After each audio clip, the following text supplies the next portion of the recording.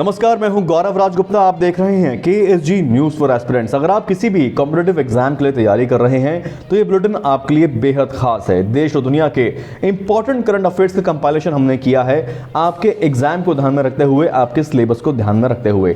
इस बुलेटिन में आपके लिए आज क्या क्या खबरें हैं, आइए देखते हैं हेडलाइंस। KSG न्यूज स्कैन में आज के इंपॉर्टेंट करंट अफेयर्स टॉपिक्स हैं। SpaceX का रॉकेट हुआ रवाना, 4 यात्रियों को भेजा गया अंतर्राष्ट्रीय अंतरिक्ष स्टेशन। ब्रॉडबैंड के नाम पर दी जा रही आधी से भी कम स्पीड, अब बड़े बदलाव की तैयारी। केंद्र के market intelligence and price information system के बारे में जानिए सब कुछ। अस्थायी कर्मचारियों के लिए सरकार का नया नियम, पूरा कर लेंगे ये काम तो मिलेंगे कई फायदे। Malabar naval exercise phase 2, INS Vikramaditya के साथ US की सुपर वॉरशिप होगी शामिल, गोवा में गरजेंगे fighter jets. KSG news facts में आज देखिए, वैज्ञानिकों ने खोजा कोरोना वायरस का छिपा हुआ जीन, इलाज में मिल सकती है मदद। भारत में मिली मेढकों की नई प्रजाति, बाकियों से है बिल्कुल अलग। सजावटी झींगा की नई समुद्री प्रजातियों की खोज, एक्वेरियम उद्योग में होगा फायदा। यूनेस्को फाउंडेशन डे पर जानिए इस संगठन के बारे में सब कुछ। जाने भारत और दुनिया में 16 नवंबर की महत्वपूर्ण घटनाएं। चीन समेत 15 देशों के बीच विश्व का सबसे बड़ा व्यापार समझौता। KSG स्पेशल रिपोर्ट में जानिए भारत क्यों नहीं है शामिल। 5 अटेम्प्ट में सफलता तो नहीं मिली, लेकिन सीख जरूर मिली और छठे अटेम्प्ट में ऑल इंडिया 11वीं रैंक हासिल कर ली। देखिए 2019 की KSG India topper Nupur Goyal की सक्सेस स्टोरी उन्हीं की जुबानी। UPSC IAS एग्जाम क्रैक करने के लिए, अपनी मंजिल को पाने के लिए फोकस्ड रहने का गुरु मंत्र देखिए। KSG गुरु मंत्र बाय डॉक्टर खान। देश और दुनिया के top 5 important current affairs topics देखिए KSG न्यूज स्कैन में। SpaceX फैल्कन 9 रॉकेट 4 अमेरिकी अंतरिक्ष यात्रियों को लेकर फ्लोरिडा स्पेस सेंटर से रविवार को इंटरनेशनल स्पेस स्टेशन रवाना हो गया। फॉल्कन रॉकेट 27 घंटे की यात्रा करने के बाद इंटरनेशनल स्पेस स्टेशन पहुंचेगा। नासा ने इस मिशन को क्रू 1 मिशन का नाम दिया है। मिशन के लिए रॉकेट को एलन मस्क की कंपनी SpaceX ने लॉन्च किया। इससे पहले नासा को अंतरिक्ष यात्रियों को ISS पर भेजने के लिए रूस के सोयूज रॉकेट पर ही निर्भर रहना पड़ता था। SpaceX रॉकेट में 3 अमेरिकी और 1 जापानी यानी कुल 4 अंतरिक्ष यात्री हैं। नासा ने मई में 2 अंतरिक्ष यात्रियों को ISS पर भेजा था और अगस्त में SpaceX रॉकेट से 2 अन्य अंतरिक्ष यात्रियों को लेकर पृथ्वी पर वापस लौट आया था। SpaceX ने कैप्सूल में बैठे अंतरिक्ष यात्रियों की लाइव इमेजेस प्रसारित की। SpaceX फैल्कन 9 रॉकेट एक रीयूजेबल लॉन्च व्हीकल है। ब्रॉडबैंड के नाम पर टेलीकॉम कंपनियां जो इंटरनेट स्पीड हमें दे रही हैं, क्या वो ब्रॉडबैंड कहलाने के भी लायक हैं? Industry think tank broadband India forum यानी BIF ने इस पर सवाल खड़े कर दिए हैं।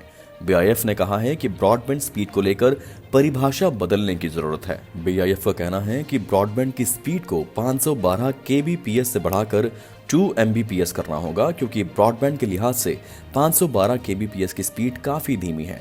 ब्रॉडबैंड इंडिया फोरम का कहना है कि देश में हाल के वर्षों में कम्युनिकेशन टेक्नोलॉजी में बड़ी तेजी से बदलाव आया है। डाटा सर्विसेज का नया मार्केट खड़ा हुआ है। मॉडर्न इंटरनेट एप्लीकेशंस और मौजूदा इस्तेमाल को देखा जाए तो अब हाई स्पीड की जरूरत है।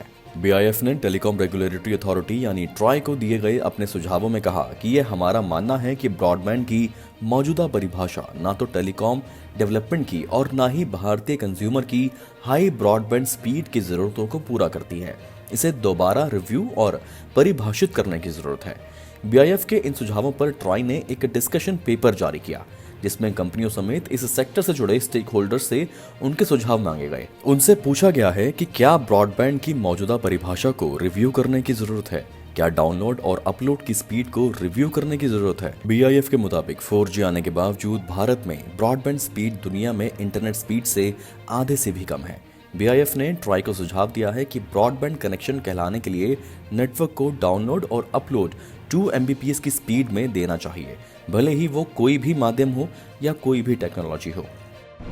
बढ़ते हैं अगली खबर की तरफ। The new market intelligence and price information system यानी MIIS की बात करते हैं। कृषि सुधार के लक्ष्य के साथ केंद्र सरकार new market intelligence and price information system शुरू करने जा रही है। इसमें किसानों के लिए फार्म कमोडिटीज के लेटेस्ट रेट्स और उपज बेचने से पहले इन्फॉर्म करने जैसे विकल्प बनाए गए हैं। अनिवार्य नया MIIS मौजूदा एग मार्केट नेट की जगह लेगा, जो देश भर के 3,300 से ज्यादा बाजारों से आने वाली कमोडिटी अराइवल और कीमतों की डिटेल देता है। एक इंस्टीट्यूशनल मैकेनिज्म जो किसानों को उनके खेत के पास के बाजार और देश भर के अन्य बाजार में कृषि उपज की कीमतें जानने के लिए सक्षम करेगा। इससे किसानों को उसकी फसल के चल रहे बाजार भाव का पता चल पाएगा।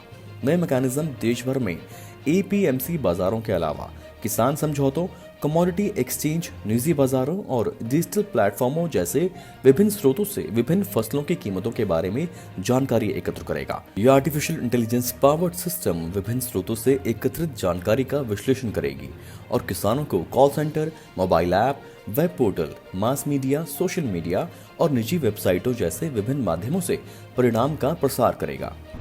अगली खबर का रुख करते हैं। सरकार ने असंगठित क्षेत्र के कामगारों के साथ गिग वर्कर्स के लिए भी code on social security draft किया है। इससे गिग वर्कर्स को सामाजिक सुरक्षा का लाभ मिल पाएगा। गिग फार्मों को हर साल 31 अक्टूबर तक अंतिम रिटर्न भी जमा कराना होगा।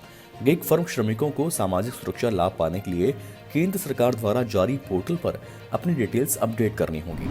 अब बात करते हैं मालाबार नेवल एक्सरसाइज फेज 2 की। अमेरिका, ऑस्ट्रेलिया, भारत और जापान की नौसेनाओं के बीच मालाबार नेवल एक्सरसाइज की जा रही है। पहला फेज 3 से 6 नवंबर 2020 तक बंगाल की खाड़ी में हुआ था और दूसरा फेज 17 नवंबर से 20 नवंबर तक अरब सागर में किया जा रहा है। मालाबार के दूसरे फेज में एयरक्राफ्ट कैरियर INS विक्रमादित्य अपने कैरियर बैटल ग्रुप के साथ US aircraft carrier USS Nimitz carrier strike group और ऑस्ट्रेलियाई और जापानी नौसेनाओं के वॉरशिप के साथ भाग ले रहा है। ऑस्ट्रेलिया ने 13 वर्षों में पहली बार इस मेगा अभ्यास में भाग लिया। क्वाड देशों की नौसेनाएं जटिल परिस्थिति में आपसी तालमेल पर फोकस कर रही हैं। वक्त है हमारे अगले सेगमेंट का, जिसका नाम है KSG news facts, important facts for you to remember. KSG news facts में सबसे पहले बात करते हैं कोरोना वायरस पर हुई एक नई स्टडी की। कोरोना वायरस के उस छिपे हुए जीन की पहचान कर ली गई है जो उसे जैविक प्रतिरोध और महामारी फैलाने की क्षमता प्रदान करता है।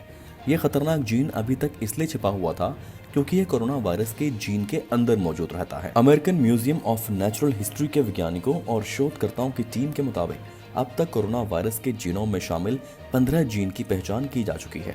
इस स्टडी को जर्नल E-Life में पब्लिश किया गया। शोधकर्ताओं ने जिस जीन की पहचान की है उसे ORF3D का नाम दिया गया है, जिसमें प्रोटीन को उम्मीद से अधिक एनकोड करने की क्षमता है।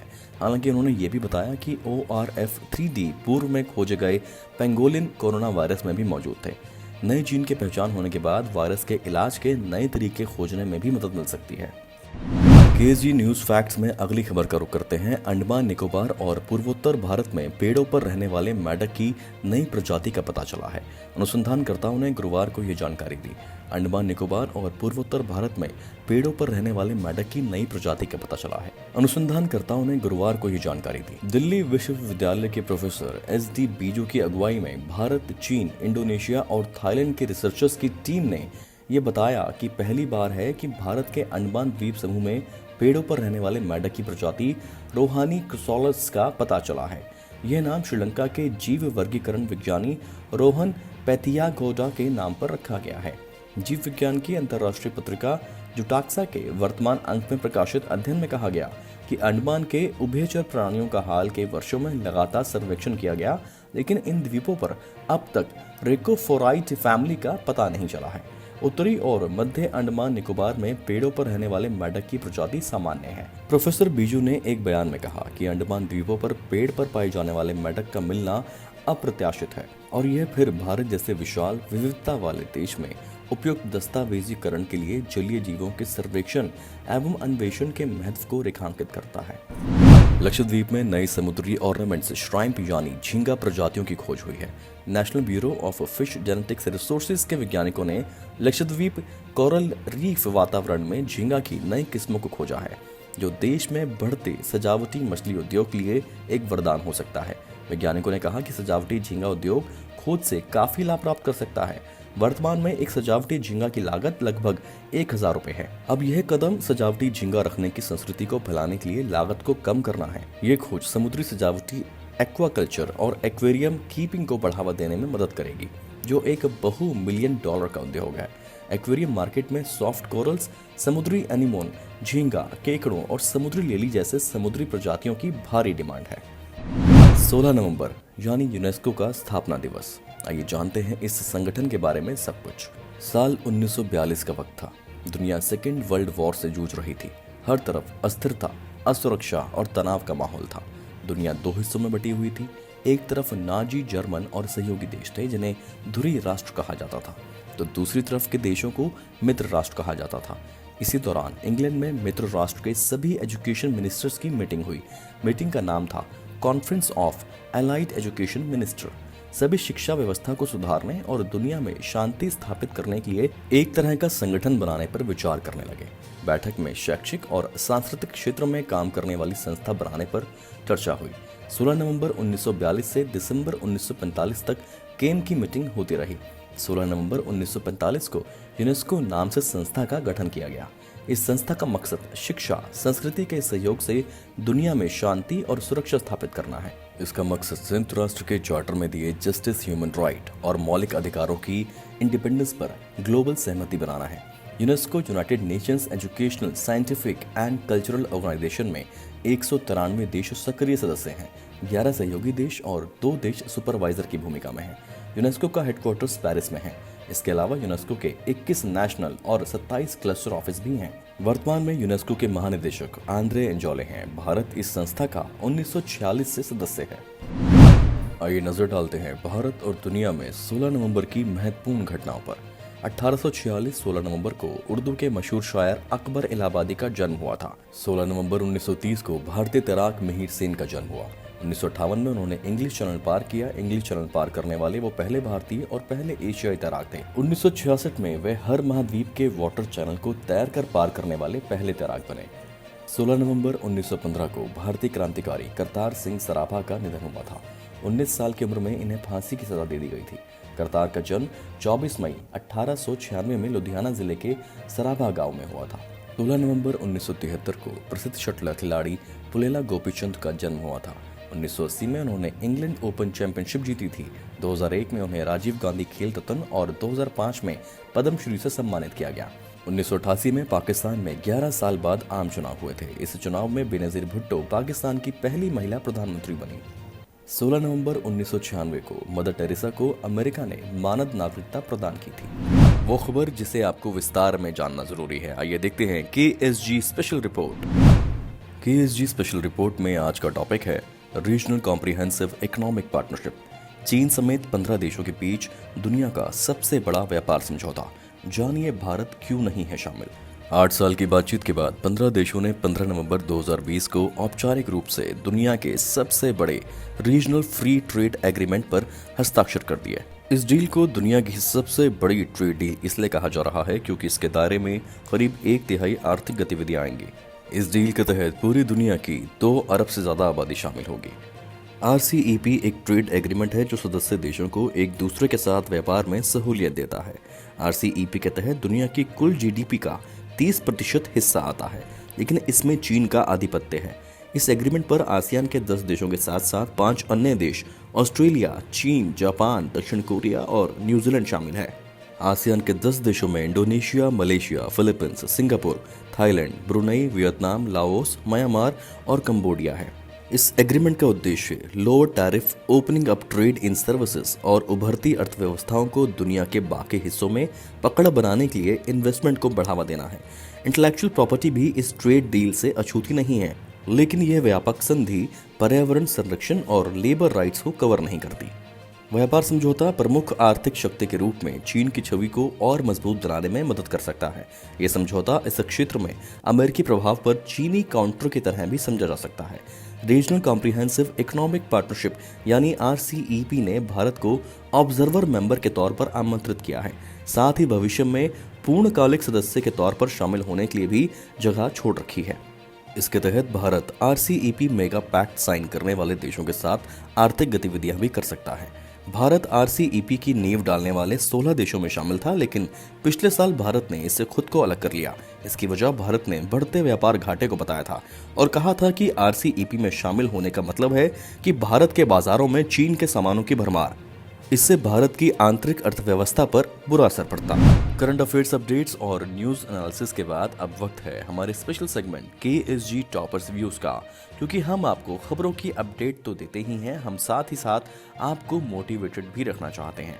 आज बात होगी KSG India topper Nupur Goyal की, जिनको 5 अटेम्प्ट में सफलता नहीं मिली, लेकिन उन गलतियों से उन्होंने सीख जरूर ली, अपना मोटिवेशन हाई रखा और छठे अटेम्प्ट में 11वीं रैंक हासिल की। आइए देखते हैं जीत की कहानी उन्हीं की जुबानी। This was my 6th attempt. In the first attempt, I reached till interview. In the second attempt, I couldn't clear prelims. In the third, I again reached till interview and again failed prelims. In the fifth attempt, I again reached till interview but couldn't make it to the final list. So it was my 6th and the last attempt. So I think I got lucky. No, you're not lucky. If it was lucky, you would have gotten the first attempt, and I would have given some credit to luck. It is just sticking around. It's just sticking around. And I was just talking to them about. Sir, but I was able to stick around because of all of you who had tremendous belief in me. Sir, in one of the interviews, I got 116, and then I came to you in the next interview which I was facing. And I said, sir, I got 116, and you said, but beta तुझे पता है कि तेरा caliber ज़्यादा है, and it was just a bad day. So sir, things like that motivated me to a large extent. Yes, it was hard work because I think there is no substitute for it, but it was also combined with your wishes, the guidance of the teachers. Sir, the family support was also there. The support, sir, everyone actually played their part in my success. So I think it doesn't belong to me. I owe my success to everyone out there. Nupur Goyal जी का शुक्रिया। अब वक्त है हमारे special segment KSG गुरु मंत्र का। बहुत समय से बहुत लोगों की डिमांड आ रही थी इस सेगमेंट के लिए। आइए देखते हैं डॉक्टर खान का गुरु मंत्र, जो आपकी तैयारी के लिए, आपकी सफलता के लिए, फोकस रहने के लिए आवश्यक है। Hi, in this video, I'll be talking about a very interesting thing that you will be actually needing for your preparation, and that is something which we call it as invisibilization. That's an interesting word, actually. You do not record the existence of others, and others also find you as see-through. In fact, that's one technique which will save a lot of your valuable time that you quite often spend in socialization. Say, for example, if you're seeing through people, the people don't exist. Seeing through the problems don't exist. Seeing through lots of issues, they don't exist. That means you are able to focus on the real thing that you're working upon.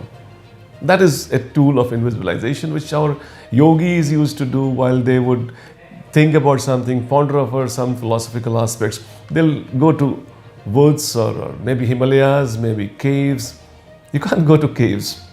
You have to concentrate and you have to have your focus. So for that focus, it is very important that you become a see-through. Do not notice issues around you. Do not give significance to the people around you, and just concentrate on your goal. And that is when you have got a sharper focus.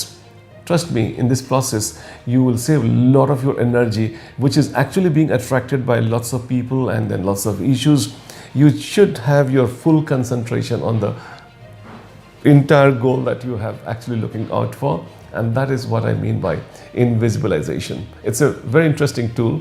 You have to practice it. In the beginning, people will give a lot of comments to you, like you have become arrogant or you have become whatever. They start dropping you, and they are dropping, you become lighter. I promise all those people who are complaining and then they are dropping you, they'll all come back one day.